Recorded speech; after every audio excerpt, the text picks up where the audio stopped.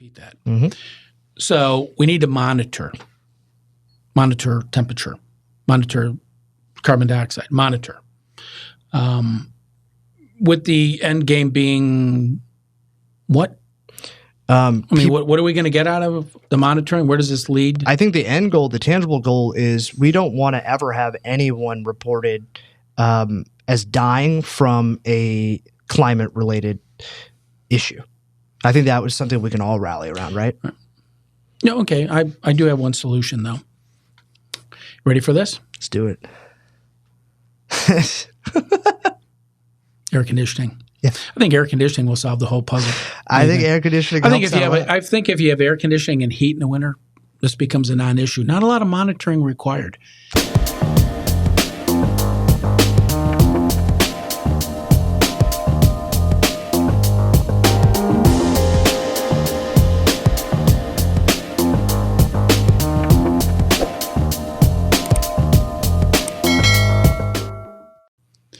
All right, everybody, welcome back to Safety Matters. This is Russ Kenzier, and I am joined by Sean Joseph. Welcome back. Haven't seen you in a while, buddy. Where have you been? Thank you, Russ. It's great to be back. I went on a little summer vacation.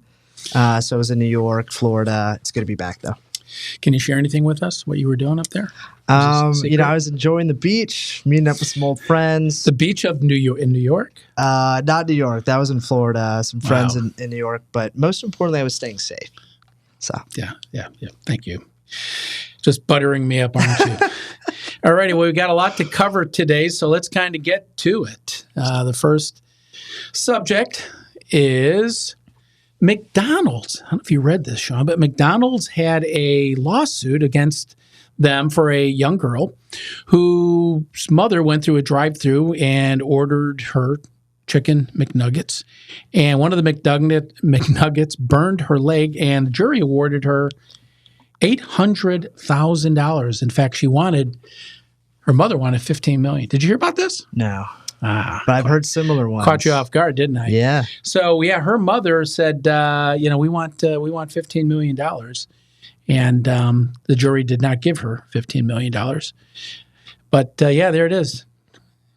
So it's kind of play this for you. In Florida, a jury has found McDonald's and a franchise owner are liable for the severe burns a 4-year-old girl suffered after coming into contact with a scalding hot Chicken McNugget. It happened in 2019 when the girl's mother, Philana Holmes, seen here at the drive-thru, handed her a Happy Meal. Somehow, a nugget ended up lodged between her daughter's seatbelt and her legs. These photos show the burns on her thighs, which her mother says left scars. She sued, saying the food was too hot and came without a warning. And if it's preventable, it's warnable. You should warn someone about it. The defense arguing that high temperatures are needed to cook the nuggets adequately. Chicken McNuggets are not defective. They are not unreasonably dangerous. But the jury sided with Holmes, finding the McDonald's franchise was negligent and failed to provide a reasonable warning. The jury also finding that McDonald's failed to provide its franchisee with proper instructions on the danger posed by hot nuggets. The company responded saying, "For nearly 70 years, we have consistently served customers safe, high-quality food. This was an unfortunate incident, but we respectfully disagree with the verdict." Now, a different jury will decide damages. The family is seeking $15,000. The case is reminiscent of a landmark lawsuit from 1994 when McDonald's was ordered to pay a woman $640,000 after she spilled coffee on her lap and suffered third-degree burns. All right. So I don't know if you remember the hot coffee scenario. I was thinking about that. The hot coffee scenario was very expensive. And Stella Liebeck was her name. Really sad the way they portrayed her as being, someone that was just trying to take McDonald's to the cleaners. So she had some very, very serious burns. And in this particular case, it's kind of the same deal. I mean, there's a young lady who got severely burned. But it raises the question, for example, cooking temperatures. Okay, how hot does the temperature need to be? Yep. When you're cooking McNuggets? I'm gonna guess. What's the going temperature for a McNugget? I'm gonna say 400 degrees Fahrenheit plus. Okay, let's say it's 400 degrees. Probably more. You're saying deep fryer. Yeah, actually, deep fryer is more than that. Say 350, 400. degrees. All right. Yeah. So that McNugget comes out of 400 degree temperature, right? Holding temperature. I mean, obviously they take it out, they put it in that little heater, right? Maybe A couple hundred, 200 degrees. I'd say 200. Yeah, you're probably right. Well, how hot is too hot? I think this is subjective. I think it's meant to be consumed. So if you're holding in your hand and you can't hold it comfortably for more than 5 seconds, it's too hot. Okay. Now you can't even put it in your mouth if it's too hot. Absolutely. And this is served to children, Yeah. right? I mean, they're McNuggets, they're the little Happy Meal deal. And so, you have a little girl who got burned. It landed on her leg. She didn't need it. It stuck between her leg and the seatbelt, and it burned her. I mean, there's no question about it. She got burned. But there has to be a flavor element, right? I mean, if eating cold French fries, Right. they're not very good. Eating cold McNuggets are not very good. So you have to take into account that there's some temperature, right? Yeah. That has to come into play. Well, I'm wondering, do you think it's possible that these were just hot ones that were taken out of a bunch that were already There you ready? go. Or did these just come out of the fryer? We don't know. And what standards guide that? What are the standards? In fact, that's kind of what this lawsuit was all about is, failure to warn the customer as to the excessive food temperature. Now, I don't know exactly how you do that. I mean, how do you say, hey, watch out, those McNuggets are really hot? You just don't serve them that hot, or it just seems like kind of a freak accident. You had great questions here, right, which is around the heat, but also, is there some kind of protocol after the nuggets are taken out?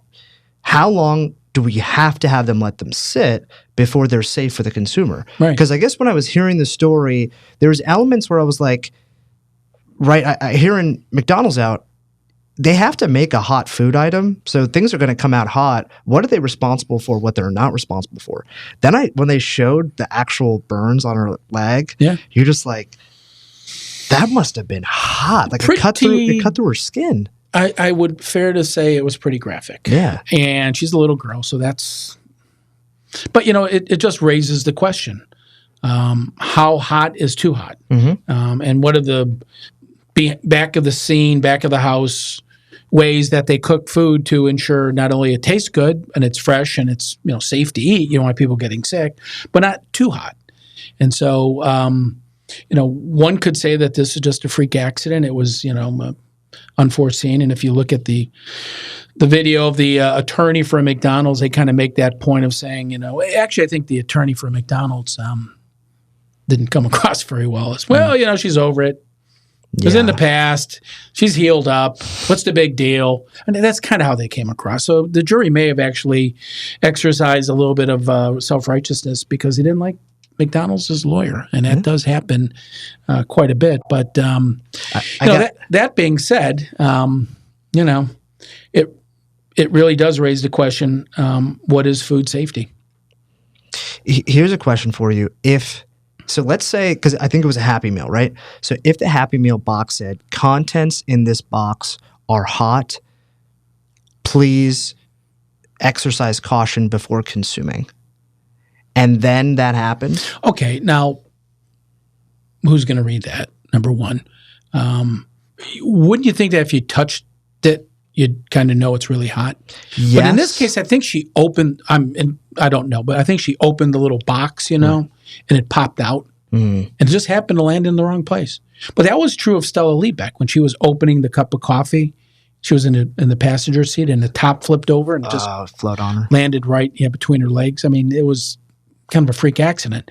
But McDonald's didn't come across very well in that lawsuit, and they certainly didn't come across very well in this particular lawsuit. Right. So that's our first subject of safety matters we're going to cover today. Let's go on to safety matters number 2.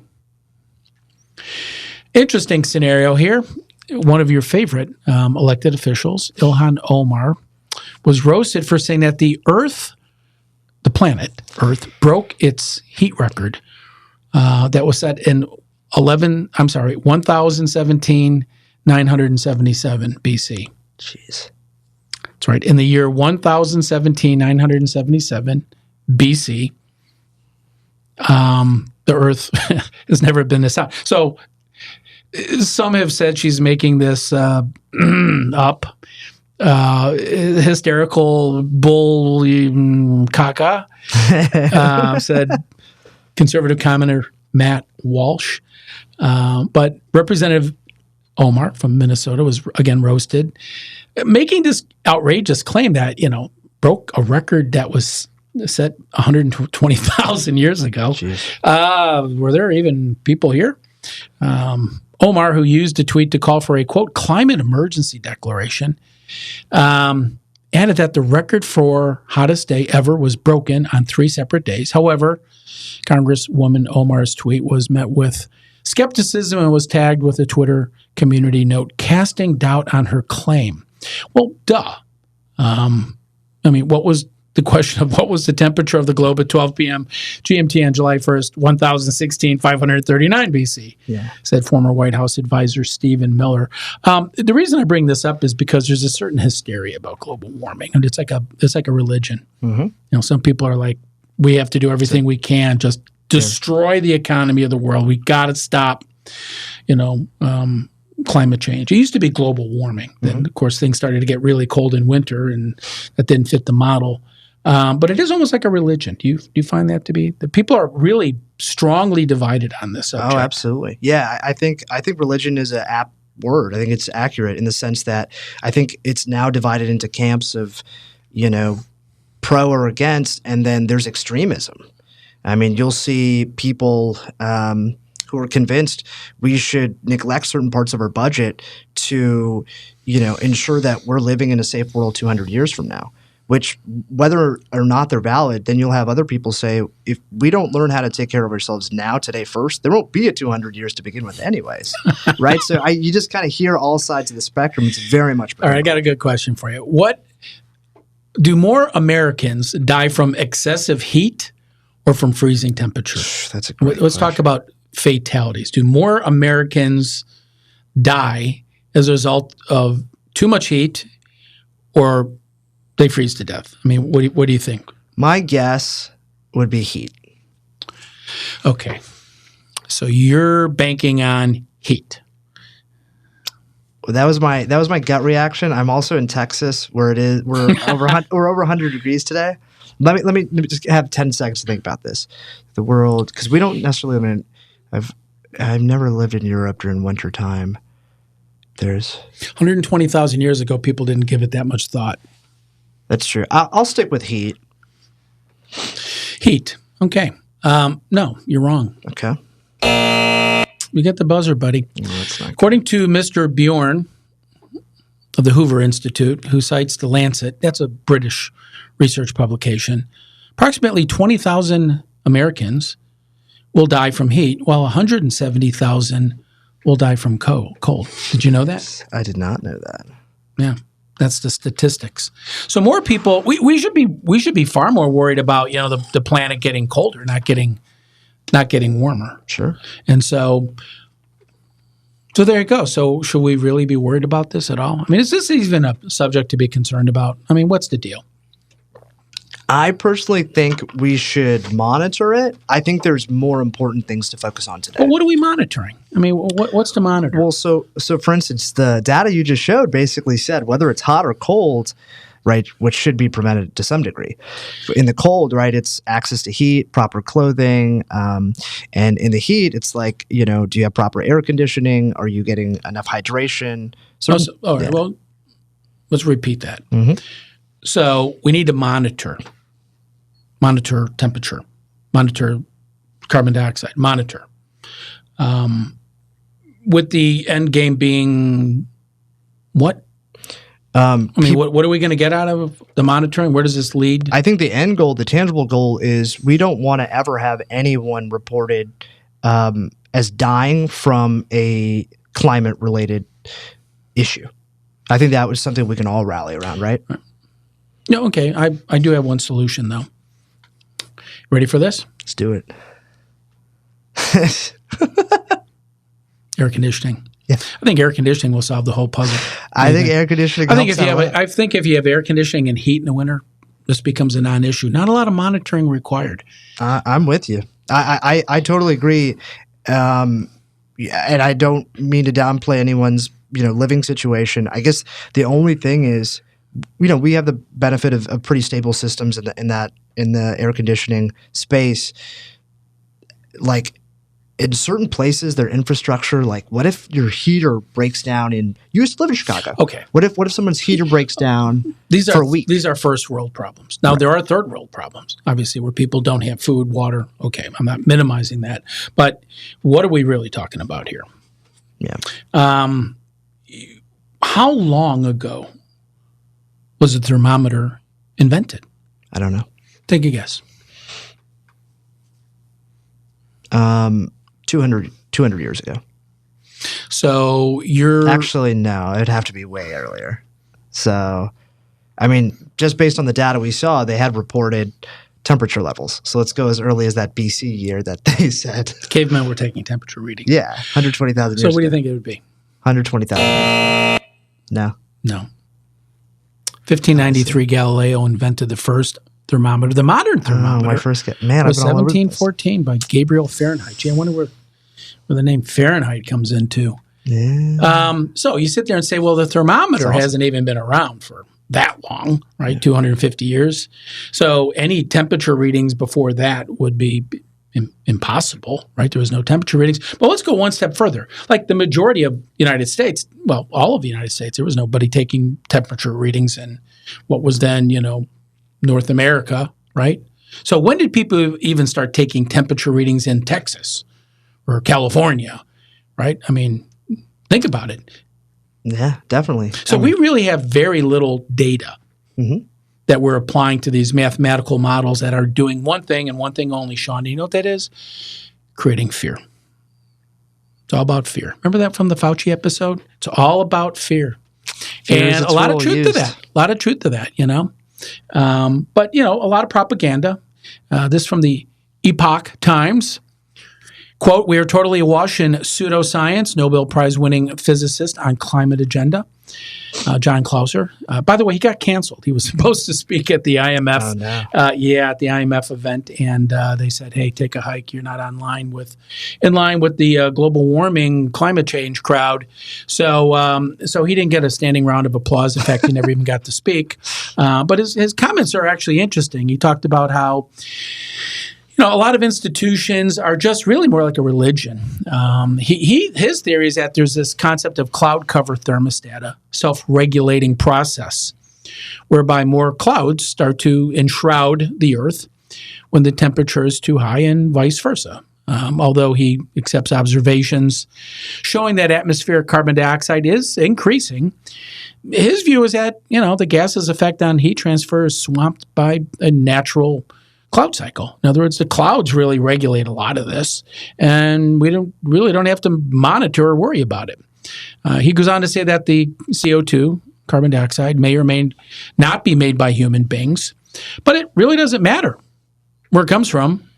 Climate's become political. His quote actually claims that science has been sacrificed to politics, and the preeminence of politics is all the worse because so much money has already gone to climate change. And I think that'd be fair to say. We're spending a lot of time, a lot of energy talking about why the world's getting hotter or colder, and it just always never seems to make sense. But he made a good point.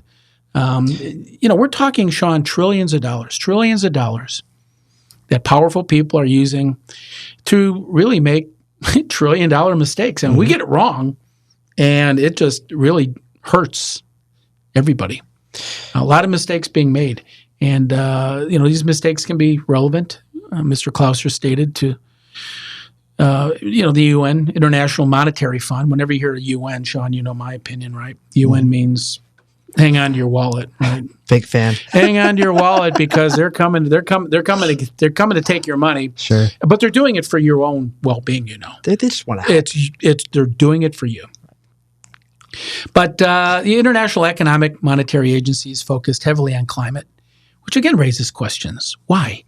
Officials have laid out particular stress on international carbon taxes, a lot of analysis, as you mentioned, going into various countries, a lot of money A lot of money being spent on this whole agenda. And the reason we brought it up is because, climate does affect economies and health. People do die. People do get sick. It's a legitimate issue.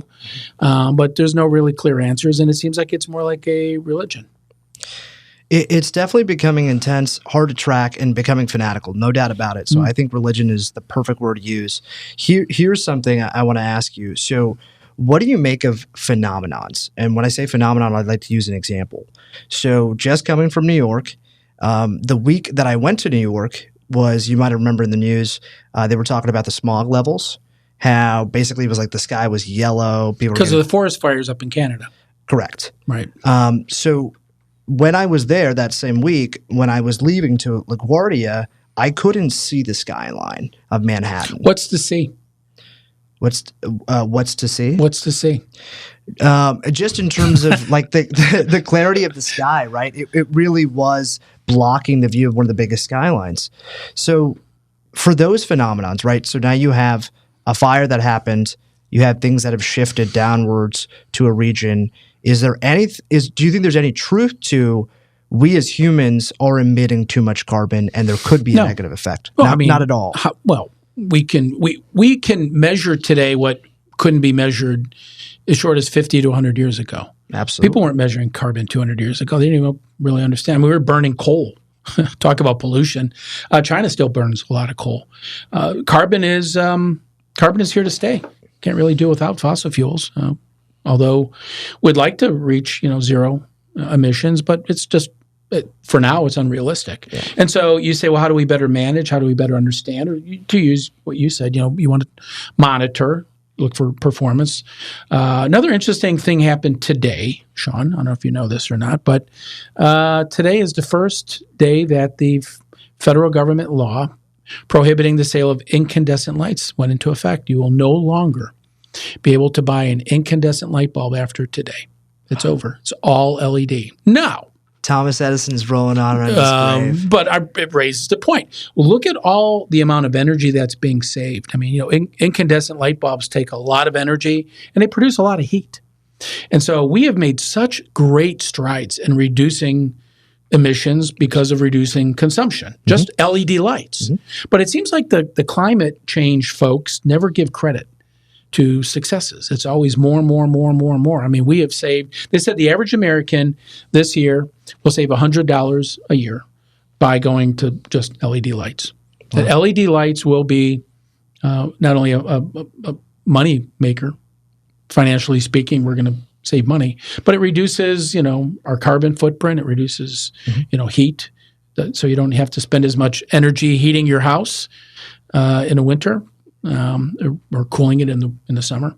And so, that was a big stride that took place today. You didn't know that, did you? I did not, but I appreciate you bringing that forward. And I agree. There are a lot of people out there that are just calling situations. Let's raise more awareness and applause to the people actually finding solutions and making things better for people. Amen. Amen. All right. Number 3. You're going to like this one. Aspartame. Aspartame. Juicy. No, you got to read the headline. Health officials classify aspartame, quote, possibly carcinogenic, end quote. Despite limited evidence, it causes cancer. FDA says possibly carcinogenic to humans does not mean linked to cancer. Now, just this is a news story. But yeah. Right? This is a news story of we think aspartame might really be bad for you. But we're not certain. Well, why are you even raising this? Okay, I got a question for you. Do you think there's any chance that internally within the publication, people were like, "Hey, we got to push something out today. I know it's not done, but we got to get it out." I know that's if the headline had some value, like, "Hey, research shows that aspartame causes liver cancer." Yeah. Okay, that's a news story, but just read the headline. Health officials classify aspartame possibly It might be carcinogenic, but we're not really sure because we have limited evidence it causes cancer. And of course, the FDA, which apparently has more time on their hands, they're just walking around in circles. And if Coca-Cola, Diet Coke, Diet Pepsi, the entire soft drink industry is affected by this story, right? I mean, everybody that's drinking these drinks and consuming these drinks and manufacturing drinks with aspartame is affected. So what's the end game here? I mean, why bring it up? Yeah, and of course, it's always the same crowd, right? The WHO.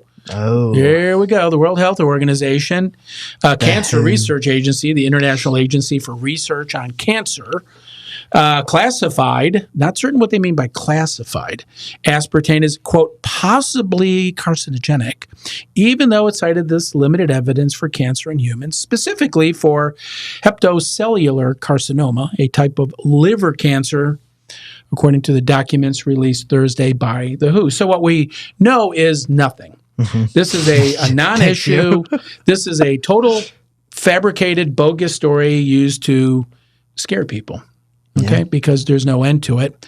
The joint WHO and Food Agricultural Organizations on Food Additives, the JECFA, reaffirmed the acceptable daily intake for consumers at current levels. American Beverage interim president and CEO Kevin Keene said this is a, quote, another strong testament to aspartame safety. Now, dude, they're not saying it's safe. They're just not certain how unsafe it is. Yeah. I mean, is that a fair assessment of the news cycle here? Mm-hmm. I mean, we don't really know. It maybe kind of might be. Yeah. But I bring it up because it just seems to be this pointless scare. Mm-hmm. So people are going to get little tidbits of this. They're going to get a little earful hearing, hey, your Diet Coke's not good for you. Yeah. When in fact we don't really know that. The IARC conducted studies in which the consumption of artificially sweetened beverages was considered a good proxy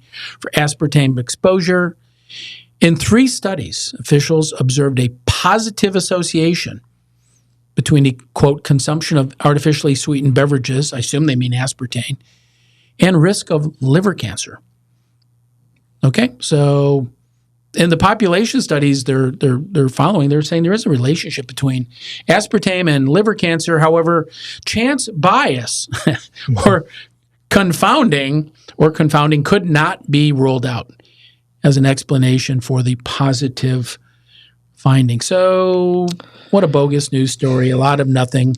A whole lot of nothing going on. All right, I got a hypothetical for you, Russ. Go ahead. Russ Kenzior is now the editor-in-chief for whatever news outlet he wants. In your perfect world, what's the guideline, the standard, the process, the principles your team or that company must go through before something is put out in It's print? A good question. It's a very good question. We have a government agencies allegedly stocked with experts, right, of whose job it is, researchers, to perform this research. But when you see these bogus headlines, it just creates, you lose confidence, you lose faith. I think standards are important. We need to have well-established standards that really set realistic baselines. But, Sean, everybody's different. You might have a genetic predisposition to some form of disease. You might. We have a close family friend whose son was just diagnosed, young man, high schooler, with a very severe form of leukemia, and his mother had it, and it's genetic, and he now has it, sadly. And our prayers go out to him and his family. But are you more prone to a particular disease more so than myself? There are some people who might just be susceptible to liver cancer, and aspartame might just be the trigger. I got cancer, but you were kind of predisposed to it previously. We don't really understand the genetic connection. So to answer your question, we need to have baselines. We need to have good science. We need to stop putting out false pseudo, quote, junk science news stories. It just confuses people. I agree. Because it leads to absolutely nothing. Yeah. Another question for you. In what year, and I'll give you a 5-year spread on this one, the over and under, did aspartame, was it first used as a sweetener? What was the year that aspartame Splenda, I guess, and I don't know why. I have some. What do you random think year. it There's is? There's no what do you think logical it is? basis. What year? This is Give me an pure idea. gut, baby. Come on, you're a millennial. 1986. 1980s. All right, I'll give you a second shot. Will you tell me higher or lower, or more recent or less recent? Yeah, it's been around longer. It's been around long. Yeah. Okay. You got 5 years over and under, Sean. So come on. Gotta play the odds. 1975. There, boy. Now you got it. Yes. Yeah, you Yeah, did back it. in the game. You did it, man. That's what I'm You talking did it. about. Yeah, it was actually the year was 1974. Wow. As a tabletop sweetener. Since then, the FDA has approved aspartame for other uses, including general purpose sweetener in 1996. Another thing that's really popular is like chewing gum. Mm-hmm. A lot of chewing gum is sold using aspartame as an ingredient as well. So I thought you'd enjoy that story. I did. All right, we're going to round it out today with story number 4. Did you know? I'm going to start this one over, Sean. Russ, is that you? That is not me. This is. You look good. I like those glasses. Do you recognize this story? No. Well, maybe. Let's see. This gentleman, Remy Lucidi, known on social media as Remy Enigma, is a gentleman that made a career out of climbing skyscrapers and taking photos of himself, kind of a social media thing. Bold. And so he had climbed up on a building. This is in Hong Kong, and he fell.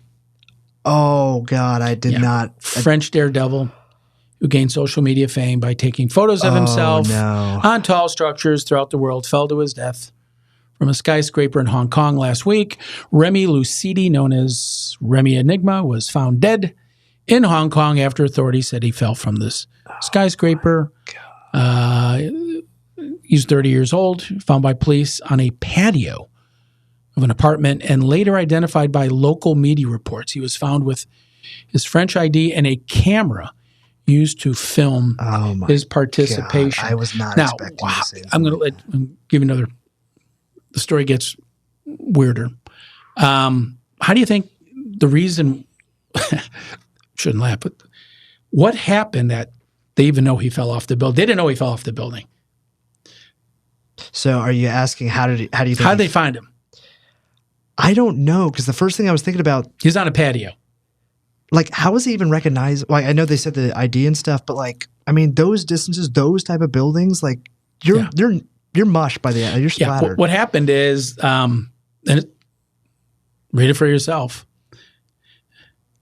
Police received a gas leak. There was a complaint of a gas leak that prompted officers to discover his body because when he fell, he broke a gas pipe. Oh, my God. He broke a gas pipe for the building during his fall. Holy moly. So the only reason they even found him is because his body broke a gas pipe and people said, hey, we smell natural gas. And they went to find the leak and they found his body. That is morbid on so many levels. And thoughts, prayers go out to those who followed him, his family, obviously, anybody that that's tragic. And this just randomly came in, but so I wasn't familiar with this individual, but I've seen pictures of people like daredevils, right, taking all kinds of crazy pictures and dangerous kind of situations on skyscrapers.